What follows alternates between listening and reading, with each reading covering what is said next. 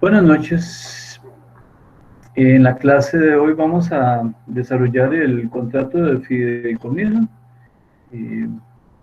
Vamos a tratar de establecer los elementos más importantes de este contrato. Y bueno, voy a presentarles ahí, apoyar con la presentación.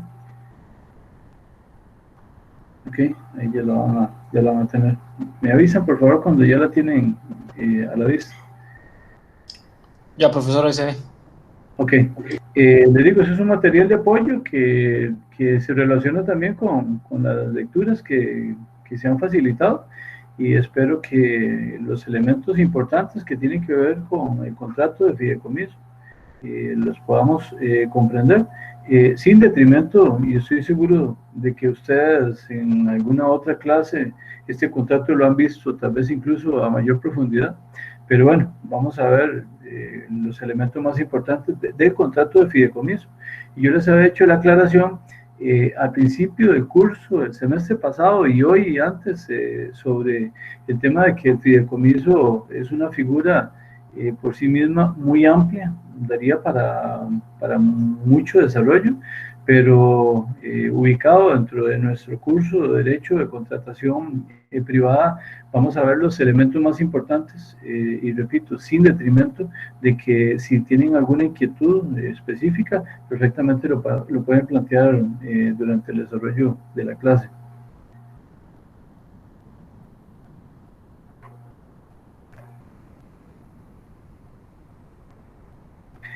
¿Qué entendemos por el contrato de fideicomiso? ¿Qué es lo que se hace en el contrato de fideicomiso? Y vean que ahí hay una imagen que nos retrata un poco lo que se da en el contrato de fideicomiso y que nos genera ya una participación sobre la parte objetiva y subjetiva y también sobre el sustento de lo que corresponde al contrato de fideicomiso. Tenemos tres figuras en lo principal. Vamos a ver que en algunos esquemas de fideicomiso podríamos tener incluso más de tres, pero en forma general podemos hablar de tres. Hay un fideicomitante, una persona que tiene su patrimonio y va a separar una parte, una porción de ese patrimonio, se lo va a transferir a un fiduciario al que le va a decir, yo en relación con un objetivo determinado, quiero que usted constituya un patrimonio fiduciario. Hay una persona, esa persona fiduciaria, que es la que mantiene una posición activa sobre lo que es disposición, administración, toma de decisiones a partir de los lineamientos que le dé el fideicomitente. Ese es el fiduciario. Y hay un fideicomisario que son los beneficiarios. Entonces, esa es como la figura global, ¿verdad? De lo que es un fideicomiso. Así se comporta a nivel de la definición. Y, y bueno, para eso vamos a ver algunas características de este contrato. Traslativo de dominio, sí, porque se separa una porción del patrimonio de un sujeto y se traslada a otro sujeto que es el fiduciario y se constituye como un patrimonio autónomo, así lo dice el Código de Comercio nuestro en el artículo 634, que ahora lo vamos a ver y lo vamos a analizar, pero si hay un traslado de patrimonio. Si ustedes pensaran en un 100% de patrimonio, ese traslado reporta un porcentaje de patrimonio, se traslada hacia el fiduciario y ya no tiene 100%. Esa porción del patrimonio, imagínense que se desprendió de un 10%. Bueno, y si ustedes se imaginan como una especie de pastel, esa porción del 10% se le traslada al fiduciario. Entonces ya ahora el patrimonio, que antes, por ejemplo, pensemos que era de 100 unidades de valor, ahora ya van a ser 90. A su vez se va a constituir nuevamente en un 100% de ese 90, sí, pero está disminuido. Y el otro 10% pasó a ser la propiedad fiduciaria, ese patrimonio autónomo que se constituye a través del fideicomiso. Es un contrato formal, sí, y lo vamos a ver también con una norma que expresamente dice que si se constituye contrato de fideicomiso, tengo que establecerlo por escrito. Y no se pide el formalismo de la donación a través de escritura pública, pero sí por lo menos sí se pide que sea escrito. Bueno, es oneroso, gratuito, principal o accesorio, dúctil y mercantil. Vamos a ver con mayor detalle algunas de estas características o todas estas características. Bueno, le mencionaba el caso de la característica traslativa de dominio, y aquí nos aparece otra vez la figura del tradens y del accipiens.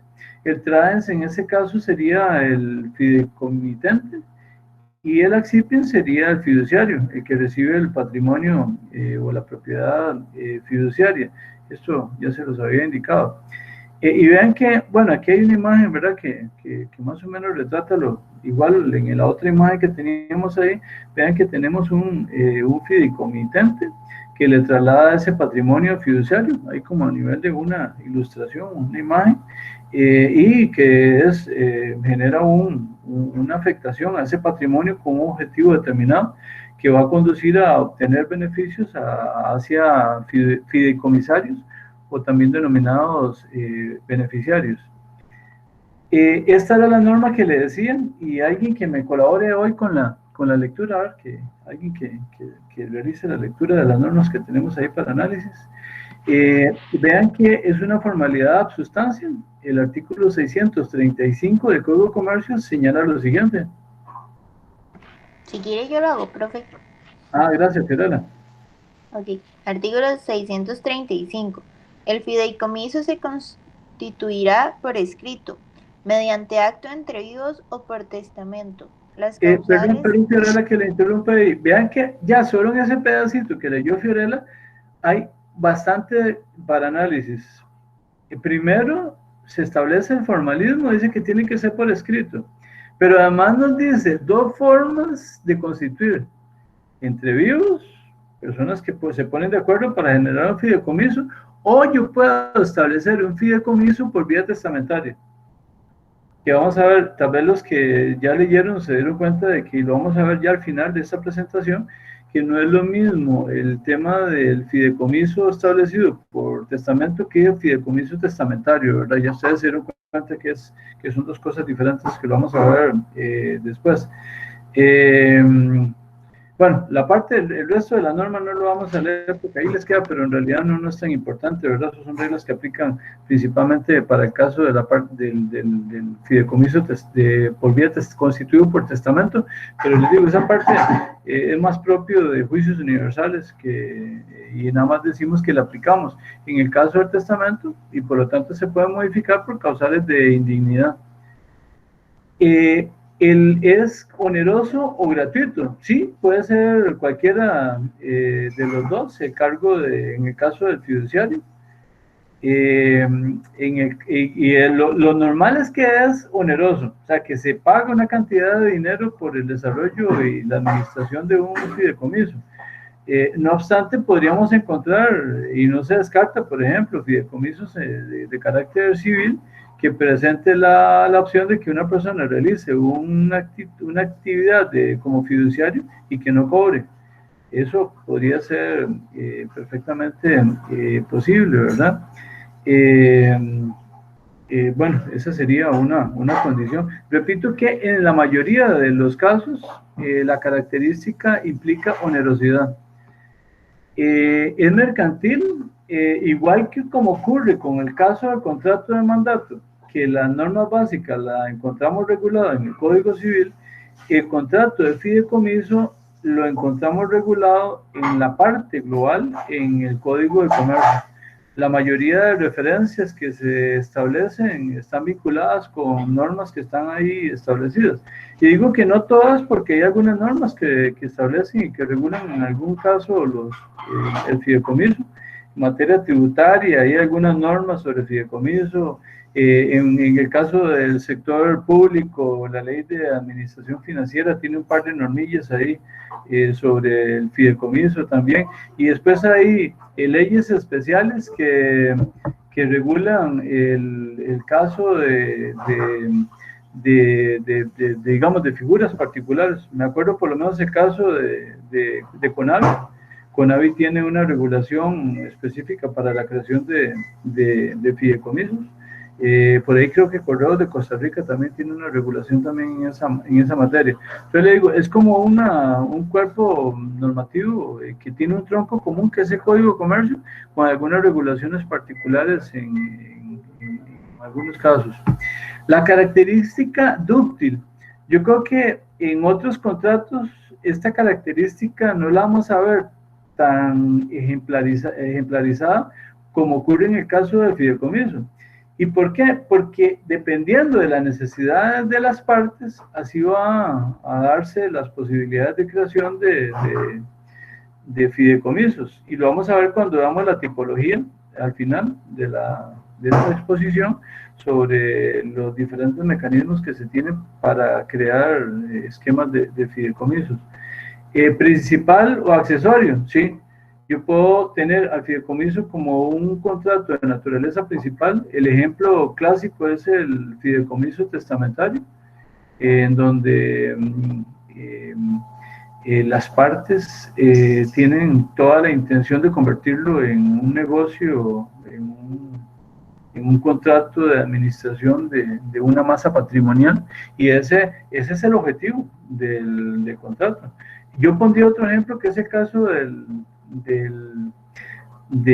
fideicomiso de titularización. Pero bueno, ese es un poco más complejo. Me parece que el ejemplo más claro es el del fideicomiso testamentario.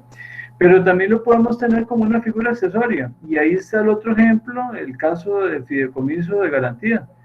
Que ese es un tipo de fideicomiso que incluso en algunos casos viene a sustituir hasta ejecución judicial en materia hipotecaria, que hay que tener cuidado, ¿verdad? No confundirlo con un pacto comisorio, pero que en ese caso el fideicomiso adquiere una naturaleza de accesorio. Importante hacer esta distinción entre lo que es el contrato de fideicomiso en sentido estricto, que es la parte que nos afecta a nosotros en este curso, de lo que es ya toda la convivencia del fideicomiso en sentido estricto, que tiene una cantidad grande de aristas. El contrato de fideicomiso, yo incluso me atrevería hasta agregarle una característica adicional a las que ya vimos, que es el de consensualidad. A mí me parece que el contrato de fideicomiso es consensual, solamente que tal vez no se desarrolla mucho porque al tener la obligación de establecerlo por escrito, ya no solamente es la voluntad en sentido estricta manifestada a través del acuerdo de partes, sino que tiene que estar reflejado en un documento. Tal vez eso es lo que afecta, digamos, la parte de la consensualidad en el contrato de fideicomiso. Pero igual es un acuerdo de voluntades entre fideicomitente y fiduciario, que acuerdan la creación de un patrimonio autónomo separado del patrimonio original del fideicomitente, y también hago la aclaración, separado del patrimonio del fiduciario, para que tengamos claro también eso. Y en el caso del ya propiamente el fideicomiso, ese patrimonio responde a los fines establecidos previamente en el contrato. Entonces hay como un contrato que es la parte formal, y ya lo que es la vivencia, que es lo que entenderíamos directamente ya por fideicomiso. Los elementos naturales del fideicomiso, ya con lo que hemos visto ya podríamos concluir también eso. La constitución de un patrimonio autónomo sería el primer elemento natural que lo viene a distinguir de otras figuras contractuales. Y la afectación el segundo elemento es la afectación del patrimonio fideicomitido al cumplimiento de determinados fines. El fideicomitente establece esos fines y le dice al fiduciario qué es lo que tiene que hacer. Entonces, afecta el patrimonio que le trasladó y que se convierte en propiedad fiduciaria.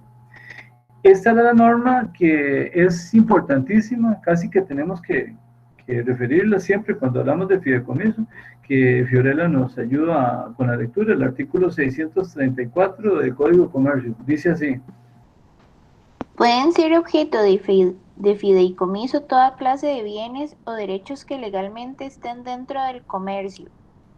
Los bienes fideicometidos constituirán un patrimonio autónomo apartado para los propósitos del fideicomiso.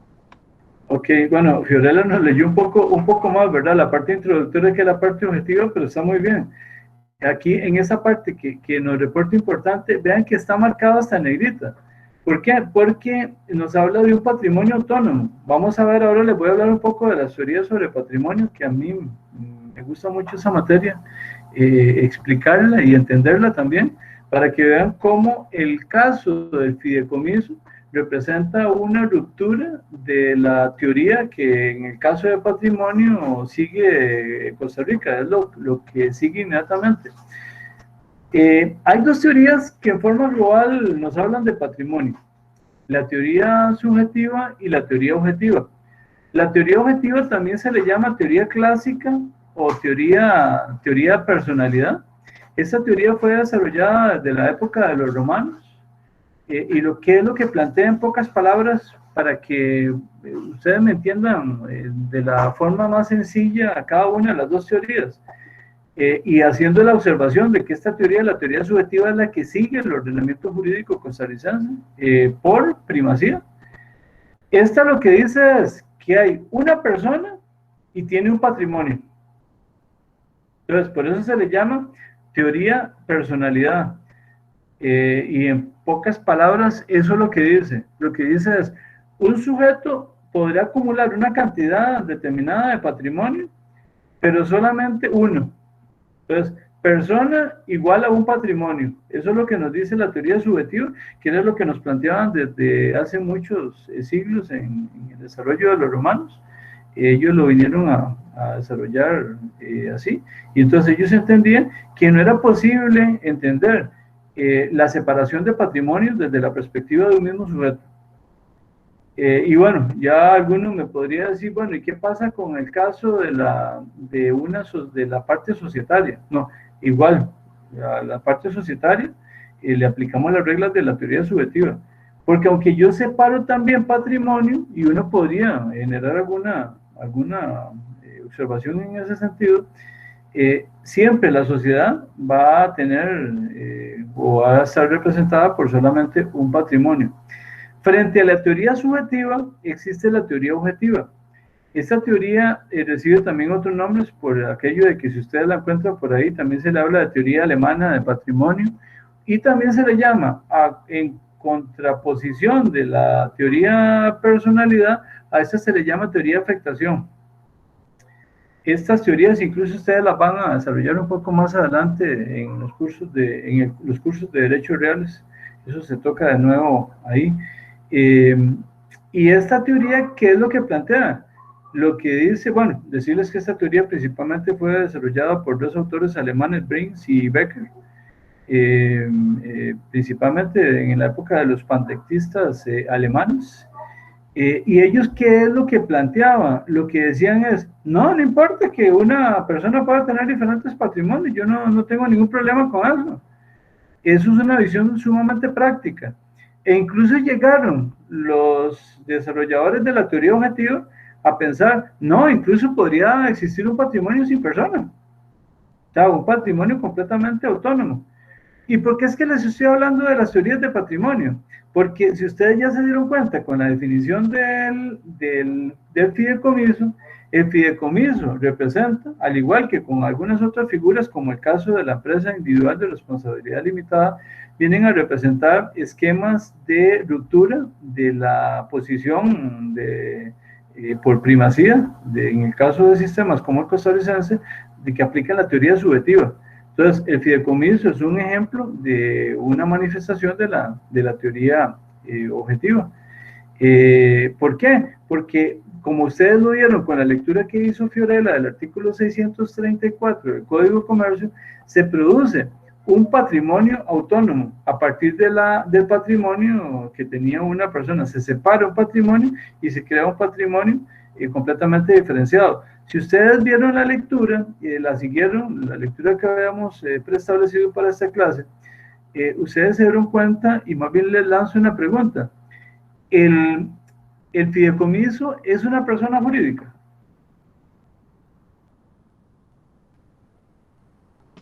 No, no lo es. Ajá, ¿y por qué no lo es, Fiorella?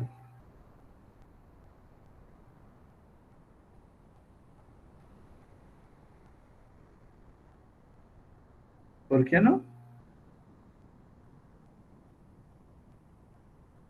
Fiorella o cualquier compañero que quiera agregar, por qué no se entiende como una persona jurídica? Porque carece de personalidad jurídica independiente. Bueno, sí, efectivamente, actúa a través de la personalidad jurídica del fiduciario, se constituye como un patrimonio fiduciario, aunque y tal vez ustedes lo vieron ahí, yo también opino, tengo mi criterio. A mí me parece que para algunos casos hay alguna suerte de instrumentalidad de carácter de personalidad jurídica, en el caso de fideicomiso, e incluso dependiendo de ya de situaciones complejas de fideicomiso, como en el caso de del fideicomiso de titularización, que vamos a ver un poco más adelante. Pero lo que señalaron Fiorella y Carlos, efectivamente así es. Se dice que no tiene personalidad jurídica, actúa a través de la personalidad jurídica del fiduciario. Si ustedes también siguieron la lectura, no sé si entendieron el ejemplo de los cajones. Todo el desarrollo de los cajones que estaba ahí planteado en la lectura, ¿alguien me lo podría explicar?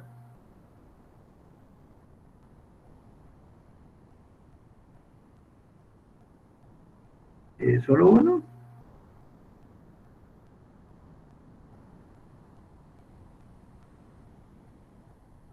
¿Alguien que quiera explicarme el ejercicio de los cajones aplicado a este tema de la teoría objetiva?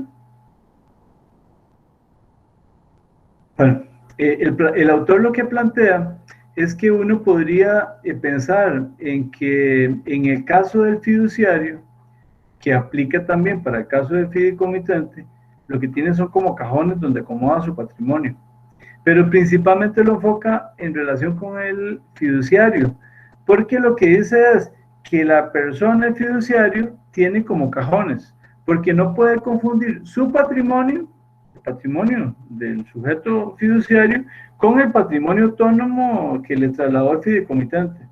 Entonces, lo que se plantea en esa ejemplarización de los cajones es, ok, fiduciario, usted tiene este cajón y maneja su patrimonio, y este otro patrimonio abre un cajón diferente y acomoda el patrimonio que le trasladó al fideicomitente. Hay un caso que se plantea ahí que nos rompe un poco el esquema de los cajones. ¿Cuál sería? ¿Cuál sería una situación que nos rompe ese esquema desde el punto de vista de la actuación del fiduciario? ¿En cuál supuesto, en cuál instituto se nos rompe un poco ese esquema?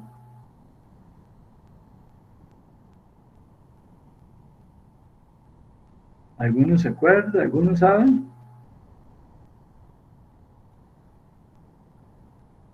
¿No?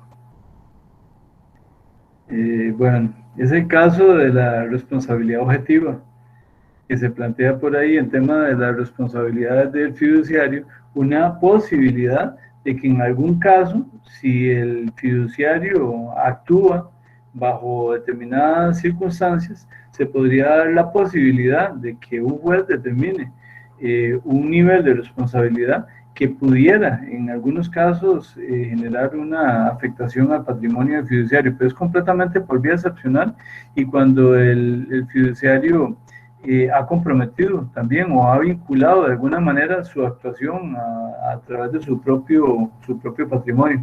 En ese caso podría ser que esa teoría de los cajones se pueda haber afectado y se rompe un poco el esquema de la separación a lo interno de los patrimonios en el caso del fiduciario.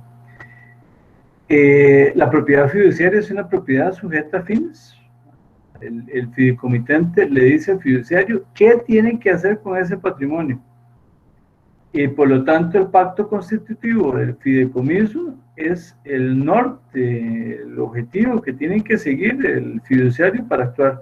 No se puede separar de ese objetivo, que puede ser un objetivo muy amplio y le da amplias posibilidades también de actuación, pero si se sale de ese estatuto establecido, puede caer en responsabilidad, se lo puede exigir el fideicomitente, y vamos a ver también que incluso se lo podría establecer también el fideicomisario. Bueno, el fideicomitente, ya hemos hablado un poco de él, ¿verdad? Importante, tiene que tener facultades de disposición sobre lo que traslada, sea a nombre propio o a nombre de otro, eso es importante. Tiene que ejercer o tener facultades de poder disponer de ese patrimonio para decirle al fiduciario, tome esto, yo tengo la posibilidad de disposición y se lo estoy entregando. Y en relación con los fiduciarios, tenemos en el caso costarricense dos tipos de fiduciarios, que tampoco es diferente de otros países. Tenemos la situación de los fiduciarios ocasionales, alguien que en un momento llegó en sede de persona jurídica o incluso de carácter físico, y asume un fideicomiso. Eso es perfectamente posible. Pero también tenemos el caso de los fiduciarios profesionales, que es la mayoría en el caso de los fideicomisos que se practican en Costa Rica, en donde habitualmente, profesionalmente se dedican a ejercer actividad fiduciaria. Cuando ustedes van a entes financieros, y en el caso de Costa Rica, los fideicomisos que son profesionales están supervisados por la SUGEF. Ustedes van a las oficinas y aparece sección fiduciaria, división fiduciaria. ¿Y eso es por qué? Porque tienen un departamento, una división, una gerencia dedicada específicamente a la atención de negocios fiduciarios. Entonces serían los que, desde el punto de vista subjetivo de los fiduciarios, se conocen como fiduciarios profesionales. Importante, y aquí es fundamental porque aquí no podríamos esperar otra cosa. El fiduciario tiene que aceptar el cargo. Yo no puedo decir, ay, mira, voy a nombrar de fiduciario a un banco privado o público. Digo, no, la persona tiene que aceptarlo, porque si ya hablamos del protocolo de constitución del contrato, también tiene que saber a qué se atiende, ¿verdad? ¿Cuál es la relación que tiene directamente con las partes y cuál es el objetivo que tiene que cumplir? Por lo tanto, tiene que generarse una aceptación específica. En el caso de la renuncia, no es renunciable, salvo que exista justa causa, que eso lo tiene contemplado el artículo 646 del Código de Comercio, que dice así.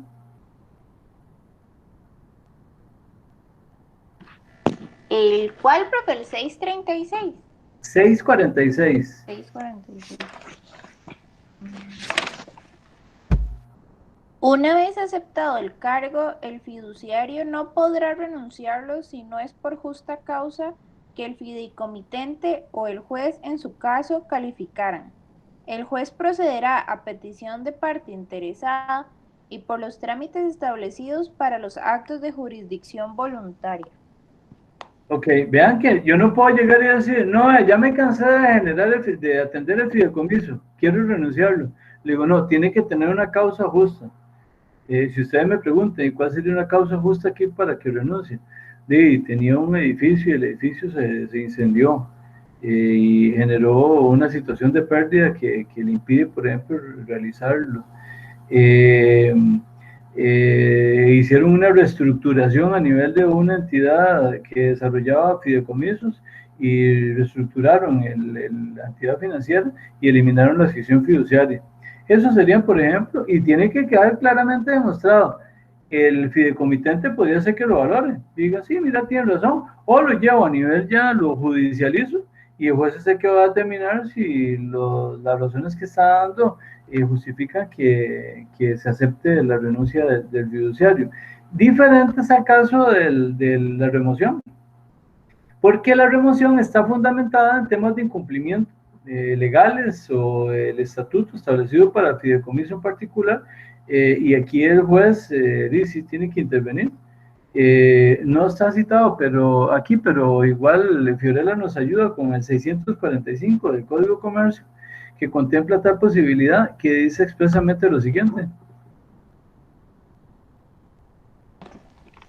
El fiduciario deberá emplear en el desempeño de su gestión el cuidado de un buen padre de familia. Será removido de su cargo el que no cumpliere con las disposiciones de este capítulo o las instrucciones contenidas en el acto constitutivo. Tal remoción la hará el juez competente a solicitud del fideicomitente o de cualquier interesado por los trámites establecidos para los actos de jurisdicción voluntaria. Ok, gracias, Fiorella. Esa es la disposición sobre el tema de remoción. Y les repito, puede ser por motivos de carácter legal o por incumplimiento de lo pactado directamente con el fideicomitente. Y tenemos también el caso de la sustitución del fiduciario. Aquí vamos a ver, aquí hay diferentes posibilidades. El fideicomitente es el que puede designar al fiduciario y entonces puede ser que lo hagan desde el principio o puede ser que lo definan después de generado el contrato del fideicomiso y el fideicomitente dice, no, estas son las reglas a través de las cuales vamos a generar la sustitución del fiduciario. Esas serían, digamos, las dos alternativas.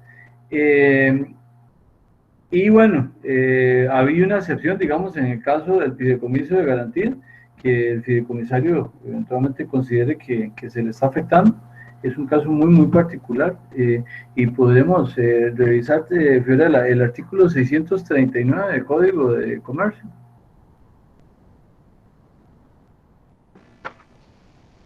El fideicomitente puede designar varios fiduciarios para que conjunta o sucesivamente desempeñen el fideicomiso y establecer el orden y las condiciones en que deben sustituirse. Ok, esas serían, digamos, las reglas en materia de sustitución. Si ustedes me preguntaran a mí, entonces, ¿cuáles son las reglas? Yo lo puedo establecer desde el principio o por una declaración posterior, puedo decirle al fiduciario, mis reglas de sustitución son las siguientes.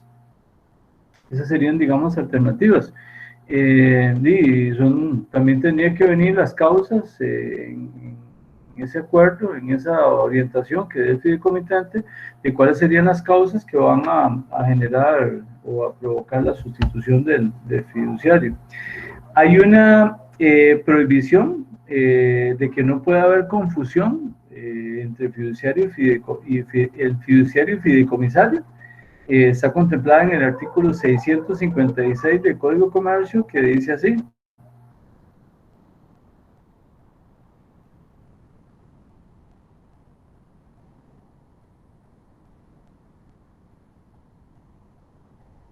Voy, profe, que se me cerró. Okay.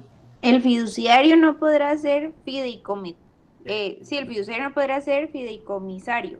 De llegar a coincidir tales calidades, el fiduciario no podrá recibir los beneficios del fideicomiso, con tanto la coincidencia subsista. Ok, en la lectura se hace una excepción a esta norma. Yo quiero que alguien me diga cuál es. ¿Y cuáles son las condiciones para que se dé esa excepción?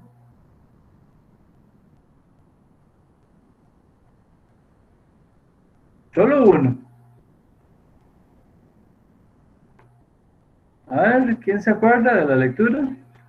¿Cuál era la excepción que se planteaba como excepción a esta norma, al 656?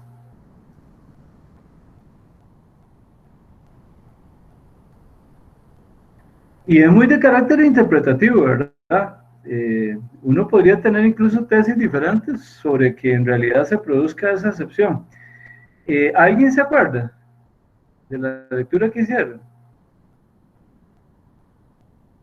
No, bueno, les voy a contar yo también. La excepción que se plantea es en el caso de conglomerados empresariales, el caso de grupos económicos. Porque lo que se dice es que podría ser en algún caso, y parece que se ha admitido en el caso de Costa Rica y a nivel de la doctrina también, que por ejemplo, que si hay una empresa que es la fiduciaria, podría ser, y salvo caso de que se esté generando una situación de fraude a acreedores que tendría que demostrarse, pero se ha visto la posibilidad de que sí podría ser fideicomisario un miembro de ese grupo económico. Entonces esa sería como la excepción por vía de interpretación a la prohibición que tiene contemplada el Código de Comercio. ¿Cuáles son bienes de los fideicometidos o que se pueden fideicometer? Eso ya lo leyó Fiorella, son todos los que estén en el comercio, esa sería la regulación. Entonces vean que es bastante amplio, ¿verdad? Todo lo que se puede incluir en eso, tanto bienes como derechos, bienes inmuebles, bienes muebles, propiedad intelectual y todos los tipos de derechos que ya desarrollamos cuando vimos también el caso de la cesión. Entre modos de constitución también ya lo reseñamos, son los dos mecanismos que ya hemos visto, puede ser inter vivos o entre vivos o por testamento. Las partes se ponen de acuerdo y deciden establecer un fideicomiso, ese sería el fideicomiso entre personas vivas.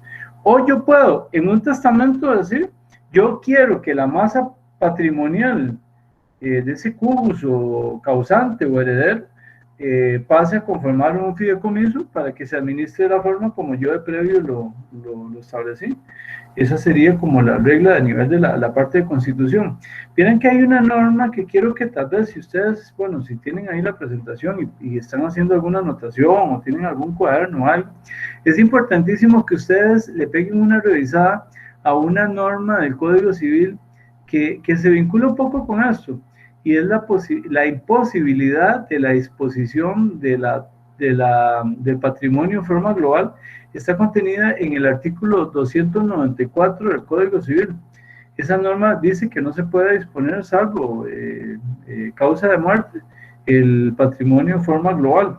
Bueno, para que vean que aquí la totalidad de patrimonio yo sí la puedo disponer por vía patrimonio, por vía testamento. Por lo tanto, mira, ahí hay nadie se dio cuenta que hay un error ahí. Hay un error. ¿Cuál es el error en esa lámina? Que la norma es del Código de Comercio. Exactamente, bien, María Rocío. Tienen que hacer la corrección. Vea, yo todavía incluso lo he revisado varias veces esta presentación y eso es un error. Esas normas del Código de Comercio, para que hagan ustedes yo igual la hago, pero para que ya han visto que se las pasé para que sepan que es del Código de Comercio. El plazo del fideicomiso también es muy interesante, la regulación. Hay una limitación cuando se trata de un sujeto privado con fines de lucro, que se establece una limitación de 30 años. Para adelante, bueno, si no tiene fines de lucro, en realidad el plazo queda abierto, aunque la intención de la normativa es que no se genere perpetuidad. O sea, no está esa limitación de los 30 años, pero tampoco es que lo pueda decir, lo establezco de por vida. Hay algunos fideicomisos de carácter estatal que ustedes lo encontrarán en su práctica profesional y se darán cuenta que por ahí existen, que tienen años de estar funcionando. Eso es porque tiene una condición particular y es que son estatales. Y en el caso de los estatales habría que referir a la norma que faculta la posibilidad de la creación para determinar si establece un plazo determinado o si lo deja más allá de los 30 años que tiene contemplado el artículo 661 del Código de Comercio. Vean que es diferente entonces. Vamos a ver, uno podría hacer así como tres clasificaciones. Entes privados con fines de lucro, hasta 30 años. Instituciones privadas de beneficencia científica, cultural, artística, con fines no lucrativos, no tiene esa limitación de 30 años, pero no puede ser perpetuo. Tienen que ponerle 99 años, o sí, 99 años, normalmente le ponen 100 años, pero tienen que ponerle plazo. Y la tercera categoría estaría representada por los fideicomisos por parte del Estado, que ahí remitiríamos a la norma que los constituye. Obligaciones del fiduciario, sujetarse al estatuto y ejecutar las instrucciones del acto constitutivo, importantísimo. Lo que se estableció en el protocolo de constitución del fideicomiso, tienen que respetarlo el fiduciario. Tienen que identificar bienes como propiedad fiduciaria, separarlos de su propio patrimonio. Eso es también muy importante. Es importante, si ustedes en algún momento se dedican a la actividad de ser fiduciarios o trabajan en una sección fiduciaria, es importantísimo la disciplina de estar informando y rindiendo cuentas de las actuaciones que ejecute el fiduciario. tienen que defender los bienes fideikomitidos si sufre algún tipo de ataque, sea de hecho, sea de derecho, sea carácter procesal, en cualquier vía tienen que proceder a aplicar las normas de defensa. Si tiene alguna duda, tiene que consultarle al juez. Eso es una derivación del artículo 653 del Código de Comercio. No puede gravar motu propio los bienes fideikomitidos, o sea, no puede decir, ok, voy a generar una hipoteca en favor de su propio patrimonio, el que tiene metido en el otro cajón. No, eso no lo puede hacer. Eso es una limitación que tiene el fiduciario. Y después no puede ser irresponsable decir, yo garantizo determinado nivel de rendimientos. Eso tampoco lo puede hacer.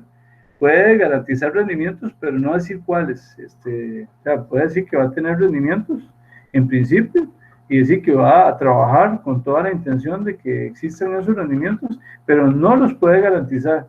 Eso sería un incumplimiento a sus obligaciones. No obstante, también tiene atribuciones.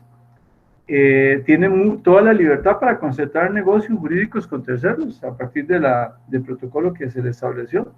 Y este también es importante, ¿verdad? Que ocurre también con el caso de los honorarios de los profesionales en derecho. En el caso de los fiduciarios tienen privilegio legal para cobro de sus retribuciones. Y ven que aquí entramos a la parte de responsabilidad civil del fiduciario. Y aquí creo que hay elementos que son también a considerar. Y aquí entra el que les comenté ahora de que era el supuesto en donde se podría pensar que se rompe un poco el esquema de no conflictos entre patrimonio propio del fiduciario y el fideicomiso. Una observación, piensen que un fiduciario, principalmente que se dedica a actividades de fiducia, perfectamente podría tener 10, 100 fideicomisos. Entonces, si hablamos otra vez del caso de las gavetas, tendrá su patrimonio en una gaveta y cada gaveta, y tendrá más de 100, en ese caso si tiene 100, tendrá 101 gavetas para acomodar los patrimonios de cada uno de los fideicomisos que tiene a cargo. Responsabilidades, influencia de la pluralidad de patrimonios sobre responsabilidad civil del fiduciario. Eso es importante, ¿verdad? La responsabilidad subjetiva, limitada a lo establecido directamente en el contrato de fideicomiso.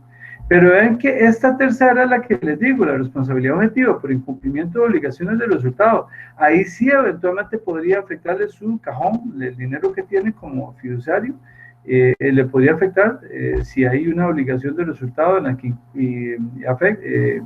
produce un daño, y por vía de la responsabilidad objetiva, no por responsabilidad subjetiva. Responsabilidad contractual con lo que firmó y extracontractual del fiduciario, si fuera el caso. Por ahí hay un ejemplo que se pone a nivel de una jurisprudencia, de un caso de un bien que estaba sometido a un fideicomiso en actividades del fiduciario y produjo un daño, un vehículo del fiduciario, y ahí una sentencia determinó que la responsabilidad, siendo que superaba el monto del fideicomiso, podría llegar un poco más allá, y no por vía de contrato, sino por vía de responsabilidad extracontractual, que es un poco parecido a lo que acabamos de ver de la responsabilidad de naturaleza objetiva. Y después también es responsable el fiduciario por hecho ajeno. Ese sería como el capítulo de las responsabilidades. Y a nivel de los derechos, revisemos el artículo 654 del Código de Comercio, que dice así.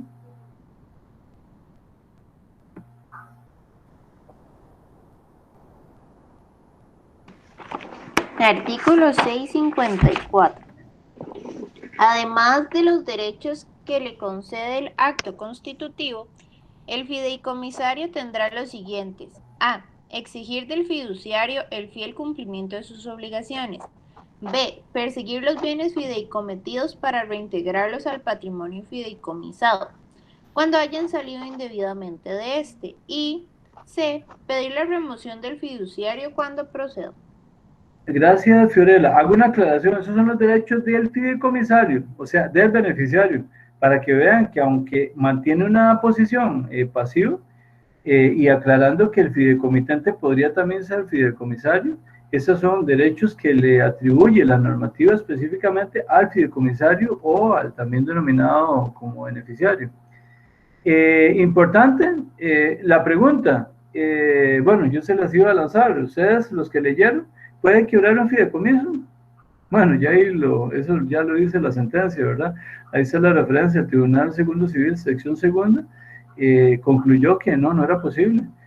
¿Cuál era el argumento para decir que no se podía quebrar? Por no ser un sujeto de derecho. Lo que planteó ahora Carlos sobre el tema de que no tenía personalidad jurídica propia, ese fue el mismo supuesto que utilizó el Tribunal Segundo Civil para establecer en esta resolución y que ha sido reiterada, que hay una del 2012, en el sentido de que un fideicomiso no se le puede aplicar el mecanismo de la quiebra. No se le hace una analogía para pensar que estamos frente al mismo supuesto. Y bueno, y el caso de los fideicomisos especiales, fideicomiso testamentario. Pero fue permiso, y ¿Sí? porque la lectura también decía con lo de que no tenía personalidad jurídica. Por ejemplo, ahora con lo de la ley de garantías mobiliarias, así que decía que ahora el ordenamiento, si ha personificado patrimonios autónomos, no podrían, no sé, como cambiar como ese criterio en la jurisprudencia y así por esas nuevas figuras, o no aplicaría para el fideicomiso. Es posible que se llegue a interpretar. De hecho, en algunos casos, yo me acuerdo una vez conversando con un juez y me decía que, por ejemplo, se podría llegar a analizar en un caso determinado el hecho de que en algunos casos se le ha asignado cédula de persona jurídica a fideicomisos. Y uno decía, bueno, ¿y cómo es eso si no tiene personalidad jurídica? Bueno, eventualmente podría darse una interpretación en ese sentido. Sí quiero hacer la aclaración de que en el caso de la garantía mobiliaria es tal vez un poco diferente, ¿verdad?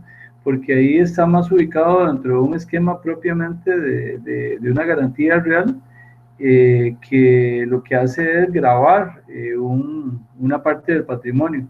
Digamos, es un esquema diferente el irse contra un patrimonio por vía de una garantía real que irse como cumplimiento de un contrato de fideicomiso. Entonces son dos cosas que me parecen diferentes, pero bueno, el comentario aplica en el sentido de que lo que sea, y vamos, todavía no hay un desarrollo jurisprudencial muy extenso sobre el tema de las garantías mobiliarias, pero quién quita que eventualmente en algún momento pudiera existir por vía, en el caso de la garantía mobiliaria, es una interpretación en ese sentido que afecte, digamos, a gente que se encarga de administración de carteras de garantías mobiliarias. En el caso del fideicomiso creo que es un poco más complicado, porque creo que precisamente el mecanismo del fideicomiso, en la idea de separar patrimonio, si yo lo llevo a la vía de la quiebra, creo que le estoy aplicando medidas muy propias del esquema de la teoría subjetiva, de la teoría de personalidad. Pero bueno, habría que ver alguna construcción. De ahí les queda a ustedes ahí, si algunos de ustedes que más adelante sean jueces, ahí este es un tema que me parece que se podrá estudiar y eventualmente se podría generar una posición diferente a la que ha venido sosteniendo la jurisprudencia. Vean que incluso esto es opinión del Tribunal Segundo Civil. Yo desconozco, se los digo, si la sala primera se ha manifestado sobre ese mismo tema. Estos casos en particular no llegaron a sala de casación, a la sala primera, pero habría que ver si la sala primera sostiene o no este criterio. Les comentaba que también en el caso de fideicomisos especiales, ya si uno quiere buscar una tipología, en la lectura se hablan 4, aquí hay 4, pero solo que falta uno, ¿verdad? El caso de las bolsas de comercio, que yo no lo incluí ahí, porque me parece que es una materia muy, muy de carácter bursátil, y habla específicamente, ese que no incluí es el caso de las bolsas de productos, y bueno, tal vez ahora les hago un comentario, pero es un tema que digo, sí puede ser un poco más complicado de explicación y es como muy técnico, pero igual ahora les hago alguna referencia. Pero los tres primeros que ustedes pueden ver ahí, el testamentario, el de garantía y el de liquidación, son los más comunes en el caso de la práctica costarricense. El fideicomiso testamentario es, a diferencia del que yo genero por vía testamento, este sí es hecho por partes que entre personas vivas, en donde empiezan a pactar entre sí disposiciones sobre un testamento que va a tener vigencia a futuro, pero el fideicomiso digamos, es un fideicomiso muy de carácter condicionado y lo constituye la persona en vida, y tiene efectos en vida de la persona, tiene disposiciones, incluso hasta genera la posibilidad de estar modificando patrimonio mientras la persona esté viva. Puede hasta hacer sustitución de beneficiarios, de fideicomisarios, estando la persona viva, situación que no ocurre evidentemente en el caso del fideicomiso con causa por vía testamentaria, ¿verdad? Que repito que es diferente. Este es un contrato entre vivos para la administración de un patrimonio con miras hacia la muerte de la persona, la forma como lo distribuye, pero que tiene toda la posibilidad de modificar por causas de indignidad, las mismas aplicadas al tema del testamento. Ese sería, digamos, el caso del fideicomiso testamentario. El caso del fideicomiso de garantía es un mecanismo por la vía de la teoría objetiva que lo que busca es una sustitución a esquemas de garantía, principalmente garantías reales, y ahí podemos tener como ejemplo el caso de la hipoteca, el caso de la prenda, el caso de la cédula hipotecaria. Hipoteca y cédula hipotecaria están reguladas en el Código Civil. La prenda está regulada en el Código de Comercio y en otras normativas especiales. Hay una gran cantidad de tipos de prenda. Prenda aduanero, la prenda árbol en pie, hay una gran cantidad. La tipología de prendas es bastante grande, pero eso es un mecanismo que lo que hace es sustituir esquemas muy formales de garantías reales que en la mayoría de los casos tienen que ir a la vía judicial para poder ejecutarse. En el caso de los fideicomisos de garantía, se realiza una ejecución de deudas a través o por vía extrajudicial. Entonces es como un mecanismo diferente de llevar a la práctica el recuperar dineros que se invierten a través de los mecanismos de garantía que contiene este tipo de fideicomiso. Y el fideicomiso de liquidación, que principalmente aplica para supuestos de sustitución de concursos de acreedores, en donde hay una masa patrimonial que se deposita para ser administrado por el fiduciario para que se proceda con la atención de los dineros que tienen como crédito directamente los acreedores. Entonces, estos son como mecanismos. La otra que les digo que está señalada en la lectura es el caso de las bolsas de comercio. Y vean que no están referidos directamente como fideicomiso. El título se llama bolsas de comercio. Y es porque en medio de las bolsas de comercio, a diferencia de la materia de las bolsas de valores, en bolsas de valores se transan valores, en las bolsas de comercio se transan productos. Esa es un poco como la diferencia, ¿verdad?, entre los dos tipos de bolsa. De la que habla ahí es de la bolsa de productos. ¿Y por qué se habla? Porque en las mismas bolsas hay una corriente de tratar de generar la aplicación de generación de fideicomisos para proteger a inversiones en este tipo de transacciones que se dan a través de las bolsas de productos. Pero digo, eso es un esquema como muy propio de la actividad bursátil, en este caso de productos, pero digamos de intermediación o de inversión en materia de productos. Para que no les quede como del todo así como una laguna, usted me dice como productos. Por ejemplo, cuando ustedes se fijan en compras de productos a un año, por ejemplo, el caso del petróleo, yo puedo comprar en este momento paquetes como país, o como, digamos, la gente que vende derivados de petróleo, en donde tienen competencia, que tal vez no es el caso de Costa Rica, compran petróleo a 6 meses, por ejemplo. Entonces ya tiene un precio fijado a los 6 meses. A los 6 meses a mí me lo tienen que entregar porque al precio que yo lo coticé 6 meses atrás. Esas son condiciones de las bolsas de productos, para que entiendan la diferencia entre una bolsa propiamente, estrictamente de valores. Y el caso del fideicomiso de titularización es el esquema que les comentaba al principio, que es un esquema complejísimo, en donde alguien que quiere obtener participación de inversionistas produce un esquema de trabajo en donde involucra la utilización del fideicomiso a través de flujos de dineros, en donde una persona aporta igual un patrimonio autónomo, que normalmente son patrimonios de muy bajo monto, en realidad casi que son de naturaleza simbólica, porque lo que genera mayor importancia en estos fideicomisos son las movilizaciones de los flujos de dineros, tanto de entrada a través de inversión, como en el caso de salida a través de gastos por vía de construcción de infraestructura. Y posteriormente, la utilización de esa infraestructura sirve para obtener recursos, en la mayoría de los casos a través de un contrato de arrendamiento que nutre los pagos que habían hecho los inversionistas. Es un esquema bastante complejo, pero muy interesante, en donde se utiliza la figura de fideicomiso del Código de Comercio, tal y como lo hemos visto. Y repito, lo que busca es obtener dinero donde no se tiene de inversionistas y que tienen una retribución con un interés, una tasa de interés muy alta, a través de la utilización de infraestructura que es realizada a través del dinero que dieron en la parte de inversión. Bueno, y por último tenemos este caso. Me gustaría, bueno, ya que Fiorella ha estado leyendo, le pediría que por favor que nos lea este caso, ya con lo que hemos visto, para ver si un par de personas comentan sobre este caso que se plantea. El caso dice así: La cooperativa Prosperidad, una empresa dedicada a la manufacturación de salsas con más de 500 empleados, fideicomente, en garantía el inmueble donde se encuentra instalada su fábrica.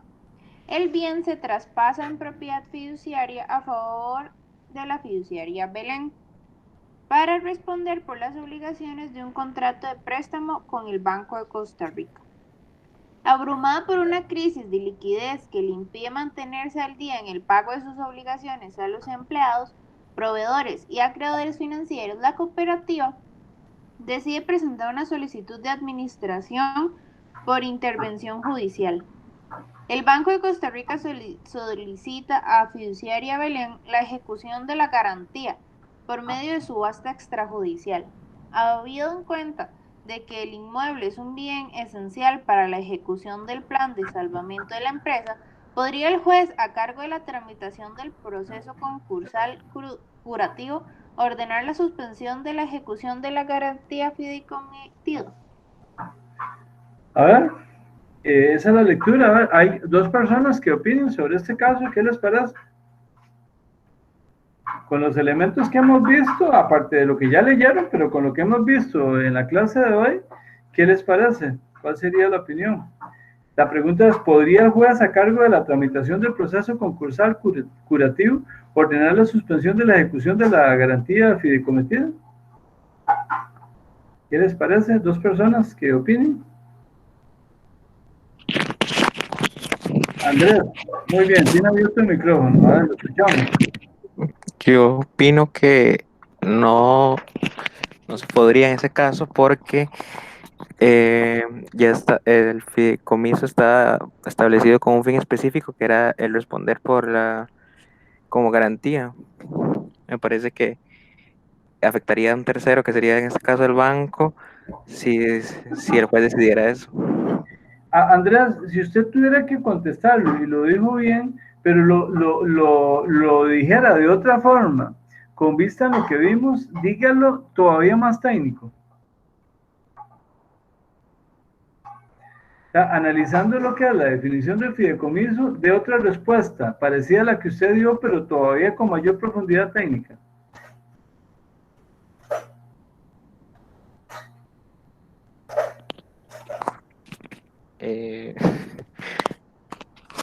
A ver, bueno, el fideicomiso, como sabemos, entonces es un contrato en donde se establece con un objetivo específico, es decir, que no está a disposición de el fideicomisario para Ajá. ¿Y qué trasladó al fiduciario, la cooperativa? el bien inmueble. Ajá, que se convierte en propiedad fiduciaria. Propiedad fiduciaria que Y sería por lo tanto, propiedad autónoma. en un qué?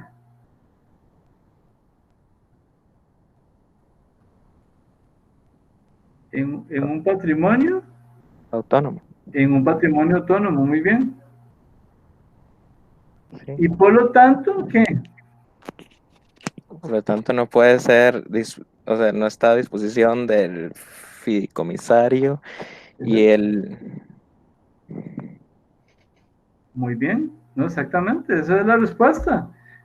Ahora, la dio en dos versiones, pero las dos estuvieron correctas, la segunda más completa, pero esa es la respuesta. Ya esa propiedad está trasladada. Ahora, ahí eventualmente podría quedar alguna posibilidad de que se establezca que se trasladó en condición de fraude, ¿verdad? Pero eso ya sería una cuestión que tendría que llegar a demostrar directamente en ese caso los acreedores, ¿verdad? Y recuerden que ahí se planteaba como alternativas desde el punto de vista de acciones en la lectura, varias acciones que se tienen para tratar de acudir al tema de fraude a acreedores, ¿verdad? La acción revocatoria o pauliana del artículo 848 del Código Civil, también la revocatoria pauliana del 1402 del Código Civil, la acción de nulidad por simulación y las acciones de nulidad de enajenaciones efectuadas durante el periodo de sospecha en el caso de quiebras o insolvencias.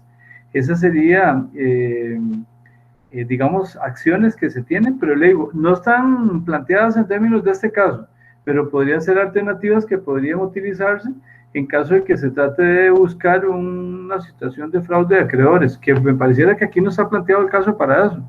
Me parece que la respuesta que dio en el caso de Andrés, creo que fue lo que él señaló. Y bueno, eso era lo que les quería plantear en relación con el tema del fideicomiso. Hasta aquí llegaríamos con este contrato.